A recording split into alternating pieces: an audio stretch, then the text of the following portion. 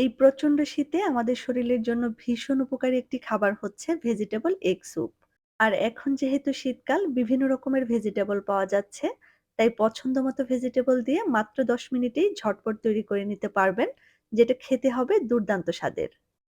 Vegetable egg soup তৈরি করার জন্য আমি এখানে আমার পছন্দমতো কিছু শীতকালীন সবজি নিয়েছি।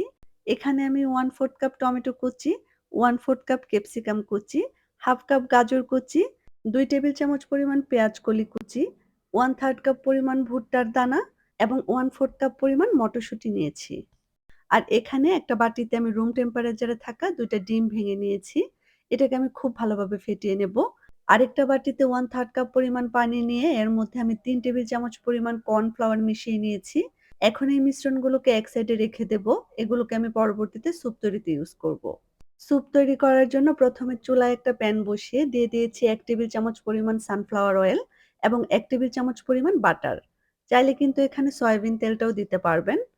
এর মধ্যে দিয়ে দিয়েছি ১ টেবিল চামচ পরিমাণ পেঁয়াজ কুচি, ১ টেবিল চামচ পরিমাণ রসুন কুচি এবং ১ চা চামচ পরিমাণ আদা কুচি। এগুলোকে ১ মিনিটের মতো ভেজে নিয়ে এর মধ্যে দিয়ে দেব একটু শক্ত টাইপের সবজিগুলো। আর নরম টাইপের সবজিগুলো আমি এখানে একটু পর ইউজ করব, যাতে করে এর কালারটা ঠিক থাকে।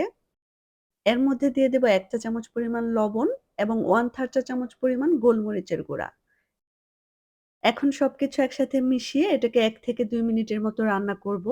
যখন সবকিছুর মধ্য থেকে কাঁচা গন্ধটা চলে যাবে, তখন এর মধ্যে দিয়ে দেব ৪ কাপ পরিমাণ পানি। সবকিছু একসাথে মিশিয়ে নিয়ে অপেক্ষা করব পানিটা ফুটে ওঠা পর্যন্ত। পানিটা যখন টগবগ করে ফুটে উঠবে, তখন এর মধ্যে দিয়ে দেব কেটে রাখা নরম সবজিগুলো। এর মধ্যে দিয়ে দেব ১ চা চামচ পরিমাণ কাঁচামরিচ কুচি, ১ টেবিল চামচ পরিমাণ টমেটো সস এবং ১ টেবিল চামচ পরিমাণ চিলি সস। সবকিছু একসাথে খুব ভালো করে মিশিয়ে নিয়ে ঢাকনা দিয়ে এটাকে রান্না করব ৫ থেকে ৭ মিনিটের মতো। ৫ থেকে ৭ মিনিট পর ঢাকনা উঠিয়ে চেক করে দেখতে হবে সবগুলো সবজি খুব ভালোভাবে সেদ্ধ হয়েছে কিনা। যখন সবগুলো সবজি খুব ভালোভাবে সেদ্ধ হয়ে যাবে, তখন আগে থেকে তৈরি করে রাখা কর্নফ্লাওয়ারের মিশ্রণটা একটু নেড়েচেড়ে একটু, একটু করে মিশিয়ে দিতে হবে। আর মেশানোর সাথে, সাথেই কিন্তু খুব ভালোভাবে নেড়েচেড়ে দিতে হবে। নতুবা নিচের দিক থেকে দলা পাকিয়ে যাবে। আর কর্নফ্লাওয়ারের মিশ্রণটা দেওয়ার ১ থেকে ২ মিনিটের মধ্যেই কিন্তু স্যুপটা ঘন হয়ে আসবে। ওই পর্যায়ে এর মধ্যে দিয়ে দেব আগে থেকে ফেটিয়ে রাখা ডিমগুলো। একদিকে ডিমটা দিতে হবে আর অপর দিক দিয়ে ভালোভাবে মিশিয়ে নিতে হবে, যাতে করে ডিমটা দলা পাকিয়ে না যায়। সবার শেষে দিয়ে দিয়েছি পেঁয়াজ কলি। আর লবণটা আমার কাছে একটু কম মনে হয়েছিল, তাই এখানে আরো 1/2 চা চামচ পরিমাণ লবণ দিয়ে দিয়েছি। আর ডিমটা দিয়ে কিন্তু খুব বেশিক্ষণ এটাকে রান্না করা যাবে না। ১ মিনিটের মধ্যেই চুলা থেকে নামিয়ে নিতে হবে। চুলাটা বন্ধ করে ১ চা চামচ পরিমাণ লেবুর রস মিশিয়ে গরম, গরম আমি স্যুপটাকে সার্ভ করেছি। আর লেবুর রস মেশানোর কারণে এই স্যুপের টেস্ট কিন্তু অনেক গুণ বেড়ে গিয়েছে। জ্বর, সর্দি কিংবা ঠান্ডায় এরকম এক বাটি গরম, গরম হেলথি স্যুপ পেলে শরীর এবং মন কিন্তু নিমিষেই চাঙ্গা হয়ে যাবে।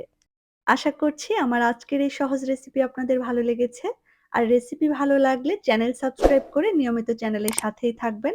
আর হাতে সময় থাকলে একটু কষ্ট করে শেয়ার করে দেবেন, যাতে অন্যরাও বানিয়ে খেতে পারে। সবাই ভালো থাকবেন। আসসালামু আলাইকুম।